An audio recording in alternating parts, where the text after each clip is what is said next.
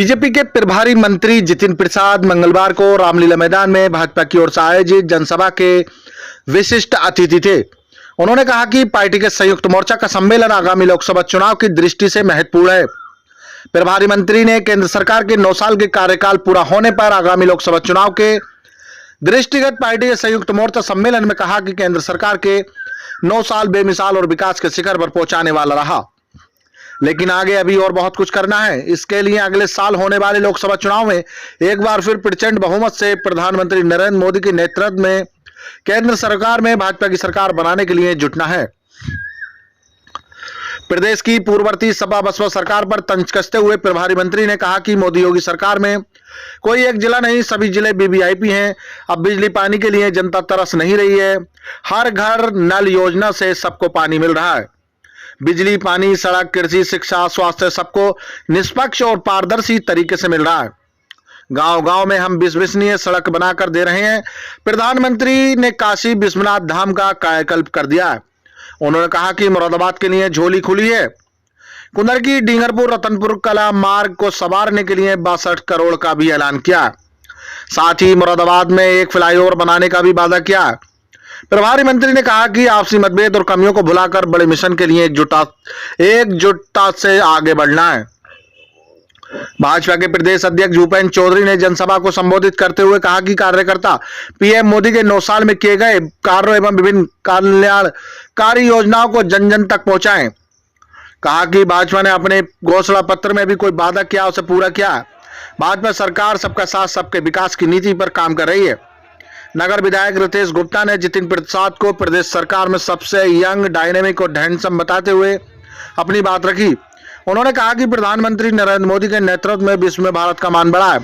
इसका प्रमाण दूसरे देश के राष्ट्रीय अध्यक्ष द्वारा प्रधानमंत्री का सार्वजनिक रूप से पैर छूना कि मोदी जी ने पिछले 9 सालों में जो कार्य किए हैं, भारत देश को कहां से उठा के कहां पहुंचा दिया है। विश्व के पटल पे भारत आज एक गुरु है।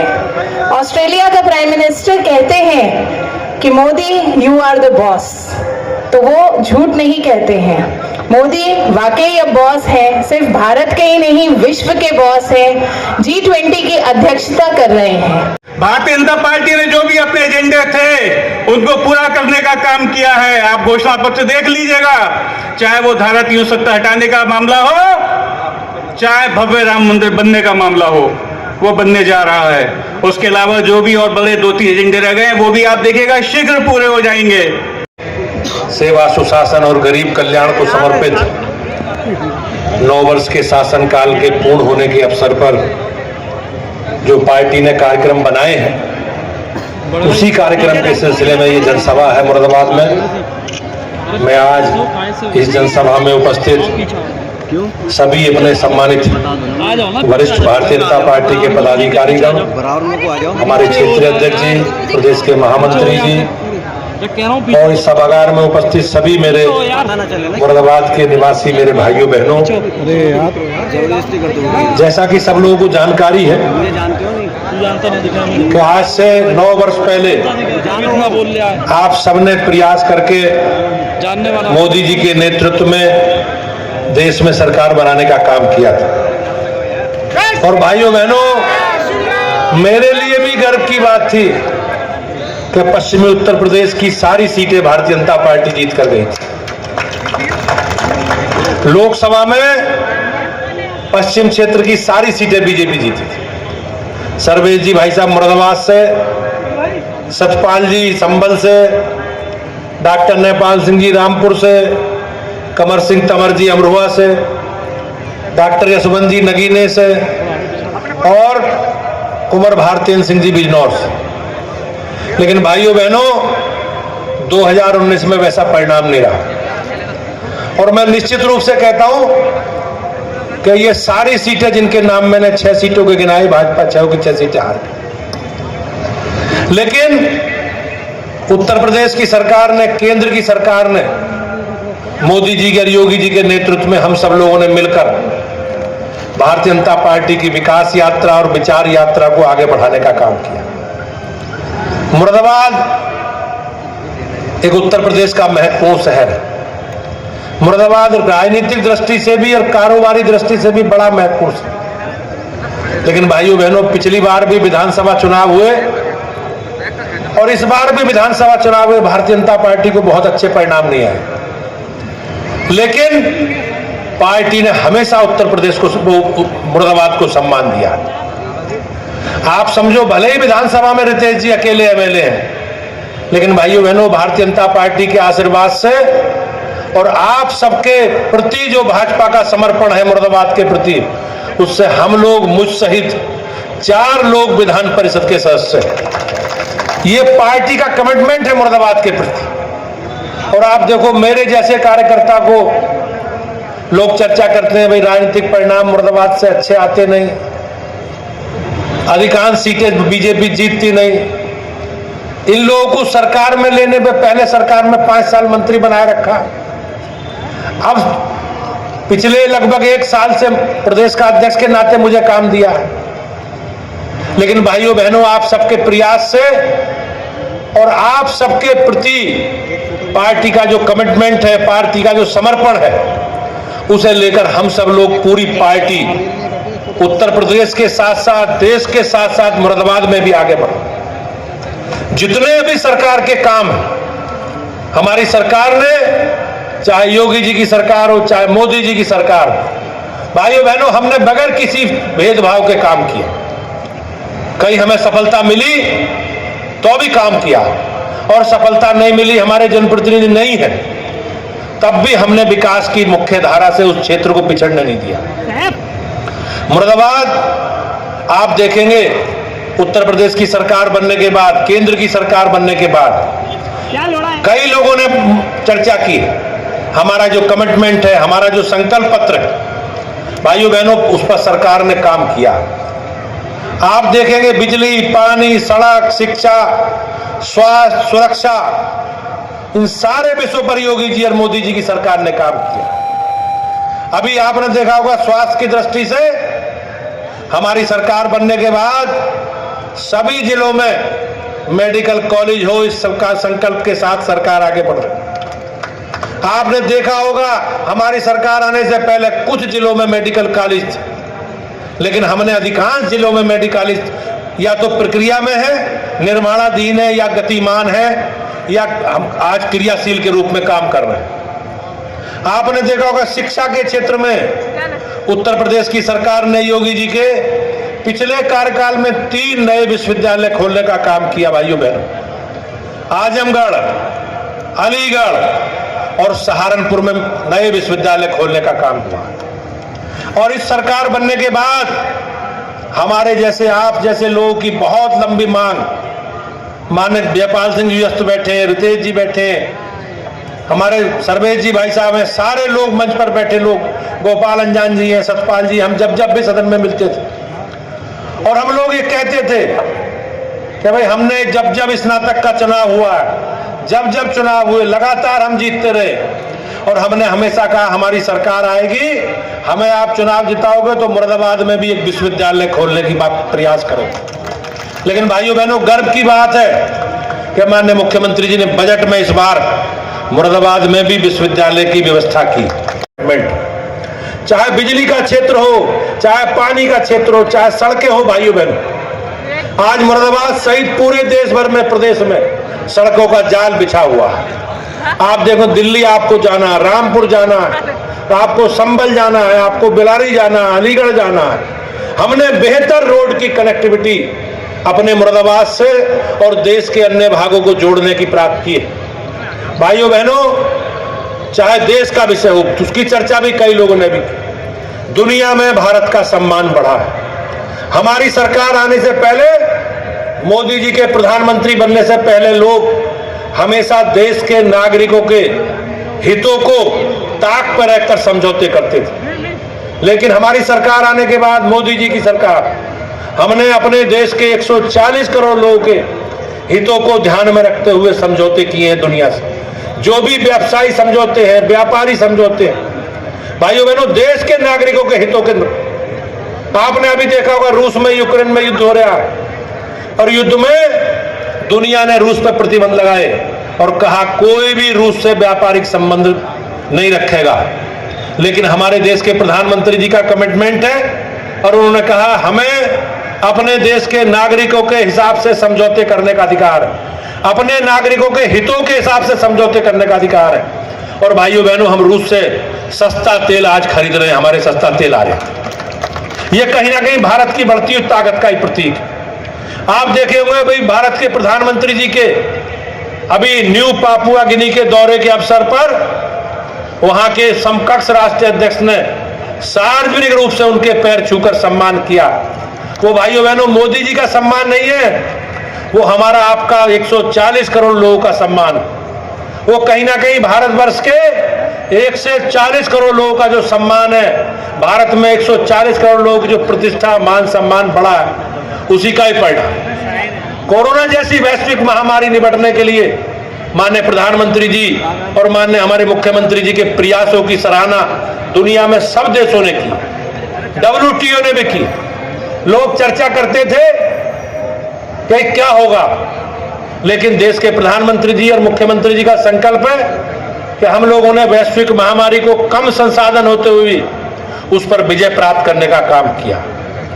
आपने देखा होगा आज से 50-60 साल पहले देश में पोलियो की बीमारी आई थी, लेकिन भाइयों बहनों पोलियो का टीका कब आया?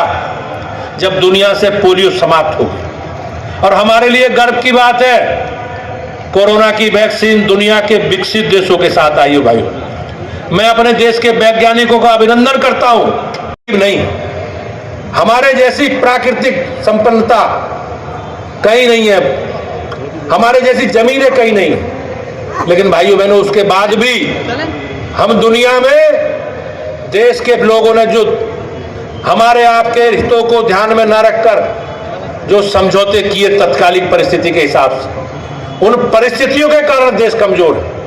आज मोदी जी भाइयों बहनों उसी पर काम कर रहे हैं। आज आप देखेंगे कि देश के विकास के लिए और जो गरीब कल्याण की योजनाएं, अंतिम छोर पर बैठे व्यक्तियों के लिए लाभकारी योजनाएं, सब पर सरकार काम कर रही है। और जो हमारे आधारभूत ढांचा है, बिजली, पानी, सड़क, शिक्षा, स्वास्थ्य, उस पर भाइयों बहनों बहुत अच्छा काम सरकार ने किया। हमारी सरकार आने से पहले बिजली नहीं आती थी, कुछ जिलों में बिजली आती थी, VIP कल्चर था। लेकिन योगी जी की सरकार आने के बाद 2017 सरकार ने एक बिजली के वितरण की पारदर्शी व्यवस्था लागू की और हमारी सरकार ने सभी महानगरों में, जिला मुख्यालयों में 24 घंटे बिजली, तहसील केंद्रों पर 22 घंटे बिजली और ग्रामीण क्षेत्रों में 18 घंटे बिजली की पारदर्शी वितरण की व्यवस्था लागू की है। और मैं निश्चित रूप से कह सकता हूं कि आज बिजली के वितरण में, बिजली की सप्लाई में एक बेहतर व्यवस्था सरकार ने की। प्रदेश में भी एक मंत्री के रूप में काम करते हुए और केंद्र में भी ऐसे ऐसे काम और ऐसी ऐसी योजनाएं जिसकी आप कल्पना भी नहीं कर सकते, वो कराई जा रही हैं और आगे के लिए योजनाएं बन रही हैं। और ये जो योजनाएं और काम प्रधानमंत्री जी कर रहे हैं, ये कोई वोटों के लिए नहीं है, ये नए भारत के निर्माण के लिए हो रहा है, ये आने वाले पीढ़ियों के भविष्य के लिए हो रहा है, ये आप लोगों के बच्चों के लिए हो रहा है, जो आने वाला सुनहरा भविष्य देखेंगे। और परिवर्तन प्रदेश में भी दिख रहा होगा आपको और देश में भी दिख रहा होगा और महसूस हो रहा होगा। तो जरा मुझे बताइए, परिवर्तन महसूस हो रहा है कि नहीं हो रहा है? सुनो भाई, ये प्रदेश अध्यक्ष जी का गृह जनपद है, जरा दमदारी से बताइए, परिवर्तन महसूस हो रहा है? नेतृत्व चाहिए होता है, इसके लिए विचार चाहिए होता है, इसके लिए लक्ष्य चाहिए होता है और सबसे महत्वपूर्ण जन सहयोग, आप लोगों का सहयोग चाहिए होता है। और ये परिवर्तन अधूरा है, इसको और आगे ले जाना है। ये मत समझिएगा कि सब सरकारें बन गई, केंद्र में भी, प्रदेश में भी और तीसरी ट्रिपल इंजन की भी। अभी चैन से बैठने का वक्त नहीं है। आने वाला समय, आने वाले ये 5-6 महीने चुनौतीपूर्ण होंगे और हम सबको कमर कस के परिवर्तन और जिस दिशा में देश प्रधानमंत्री जी ले जा रहे हैं उसे और आगे ले जाना है, उसे अंजाम तक पहुंचाना है और आप लोगों का सहयोग चाहिए होगा। मैं इतना ही कहना चाहता हूं कि ये जो काम हुआ है इन 9 वर्षों में, बिजली, पानी, सड़क, स्वास्थ्य, शिक्षा, कृषि, रोजगार, सब उसमें आप देख लीजिए परिवर्तन आया है। ऐसे क्रांतिकारी काम हुआ है। एक समय में पानी के लिए हम लोग जब क्षेत्र में जाते थे तो लोग कहते थे हैंडपंप लगवा दो, और हैंडपंप लगता था चंद चुने हुए लोगों के घरों में। मगर आज हर घर नल योजना वो व्यवस्था करेगी कि किसी को भी जल के लिए हाथ नहीं फैलाना पड़ेगा किसी के सामने। बिजली जो चंद वीवीआईपी जनपद हुआ करते थे वहां पहुंच जाती थी, मगर आज प्रधानमंत्री जी के नेतृत्व में, मुख्यमंत्री जी के नेतृत्व में उत्तर प्रदेश में हर जनपद वीवीआईपी है। तो मैं ज्यादा नहीं बोलूंगा, मगर हमारे गिरीश जी ने बोला है कि आचार संहिता नहीं है, बिल्कुल नहीं है। मैं इतना कह सकता हूं कि यह जितिन प्रसाद का कुछ नहीं है, ये प्रधानमंत्री जी, मुख्यमंत्री जी और प्रदेश अध्यक्ष जी की देन है जो ये कार्य यहाँ होंगे। और लोक निर्माण विभाग कोई कमी नहीं आने देगा मुरादाबाद जनपद के विकास के लिए, धन की कोई कमी नहीं होगी। और आज मैं कह सकता हूं, हालांकि मैं घोषणा नहीं करता हूं, घोषणा मंत्री नहीं बनना चाहता, मैं प्रदेश अध्यक्ष जी के तने काम करने वाला मंत्री और व्यक्ति बनना चाहता हूं। मगर फिर भी एक सड़क, गिरीश वर्मा जी सुन रहे ना, कुंदर की डीगापुर रतनपुर कला पाखवाड़ा मार्ग 62 करोड़ रुपए से चौड़ा होके बनाया जाएगा। जयपाल जी आपका इसमें योगदान है और मैं चुनौती देता हूं गिरीश वर्मा जी को, ये बता दे कितने जीरो लगते हैं 62 करोड़ में, तो मैं जान जाऊं। इतनी बड़ी सड़क बनने वाली है। और दूसरा, माननीय प्रदेश अध्यक्ष जी का निर्देश भी है और विधायक जी हितेश जी का भी कि मुरादाबाद में जाम की स्थिति बहुत होती है, तो यहाँ पर एक फ्लाईओवर का निर्माण होना चाहिए मुरादाबाद शहर के लिए। होना चाहिए कि नहीं होना चाहिए? अगर इतने में हल्के बताओगे तो कुछ नहीं बन पाएगा, रामपुर में बन जाएगा, बता दे रहा हूं। अरे फ्लाईओवर होना चाहिए कि नहीं होना चाहिए? तो उसके लिए अध्यक्ष जी सर्वे करवाते हैं, विभाग को निर्देश देता हूं कि यहाँ पे डिटेल्ड प्रोजेक्ट रिपोर्ट बनाएं और सुनिश्चित कराएं कि विभागीय दृष्टि से इंजीनियर तय करें कि कहां जाम और कहां फ्लाईओवर बन सकता है। और इसी के साथ मैं धन्यवाद दूंगा आप सबका कि मुझे भी सौभाग्य मिला इस मुरादाबाद का प्रभारी बनने का और हमारे प्रदेश अध्यक्ष जी के गृह जनपद में कार्य करने का। बहुत बहुत धन्यवाद आप सभी लोग। शासन के 9 वर्ष पूरा होने के उपलक्ष्य में भारतीय जनता पार्टी ने जो कार्यक्रम हम लोग जनसंपर्क कार्य में बनाया, उसकी कड़ी में आज मुरादाबाद लोकसभा की सार्वजनिक सभा थी और हमने जो जो काम किए हैं हमारी सरकारों में, राज्य के केंद्र में, पूरा रिपोर्ट कार्ड हमने जनता के बीच में रखा।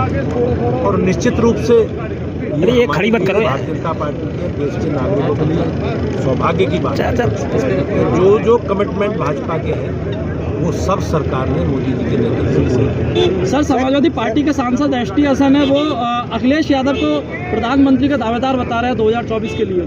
अब वो तो सपने देखने का अधिकार सबको है, इसमें कोई बुराई थोड़ी है। समाजवादी पार्टी 400 से ज्यादा सीटें जीत रही थी विधानसभा में। सर, भाजपा ने लोकसभा प्रत्याशियों का चयन शुरू कर दिया क्या? नहीं, कोई अभी हमारे यहाँ एक प्रत्याशी चयन की प्रक्रिया है और एक निश्चित समय अवधि में ही हम प्रत्याशी घोषित करेंगे, लेकिन प्रत्याशी नहीं जी, हमारी पूरी पार्टी चुनाव लड़ रही है। क्या पिछले 5 सालों का कार्यकाल पूरा सबका लेखा जोखा हमारे पास है और हमारी पूरी तैयारी है मोदी जी के नेतृत्व में हम सारी सीटें भाजपा की 80 की 80 जीत ली। लेकिन सर शिवपाल सिंह यादव तो ये कह रहे हैं कि जो है हम सब एक होकर लड़ेंगे और इनको जो है जीतने ही नहीं देंगे, हम हरा के दिखाएंगे सब। अब 2019 में अलग अलग लड़े थे क्या? 2017 में भी लड़े थे और 2022 में कहाँ थे? और जो उनके गठबंधन के सहयोगी हैं वो जरा उनसे पूछो कहाँ है बहन जी, कहाँ है राहुल गांधी, कहाँ है ओम प्रकाश राजभर। सर जनवरी में राम मंदिर का उद्घाटन होने की संभावना है? हमारे लिए गर्व की बात है, देश के 140 करोड़ नागरिकों के लिए गर्व की बात है कि हम सब लोगों के जीवन काल में भगवान श्री राम के जन्म स्थान पर भव्य राम मंदिर का निर्माण हो रहा है और हम रामलला को उसी रूप में देखेंगे। 15 जनवरी कई मुस्लिम संगठन और कई मुस्लिम नेता जो है वो विरोध कर रहे हैं। योग हमारी संस्कृति का प्रतीक है, हमारी विरासत है और हम सब लोग मिलकर